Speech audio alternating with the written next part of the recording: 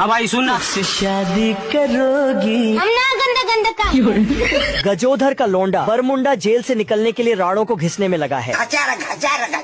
लेकिन अचानक से जेलर आ जाता है और मोटका इसको जबान दिखा के इसे भगा देता है। और इधर बरमुंडा साला नेल घिसने का नाटक करने लगता है। वो भी जेल के बाहर आके इधर मोटका गुलेल निकालता है और बरमुंडा के तहखाने में दाग देता है। और जेलर फिर भ्रमण करने आ जाता है। यहाँ कुछ तो गड़बड़ है। मोटे के गुलेल को देखता है और तिरछी नजर से वार करके बरमुंडा का गुदी सुझा देता है। पूर्णिमा की रात को तेज हवा बिहार चलने लगता है।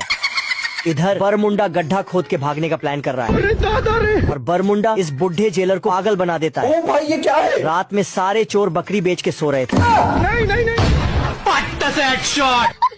टिल्लू के खोपड़े पर मक्खी मंडराने लगती है, लेकिन साला अपनी उंगली से मक्खी को धर लेता है। मोटल्ला जेल से भागने का प्लान अपने पड़ोसी को बताता है और गलती से ये जेलर को ही बता देता है। किस कलर की चड्डी में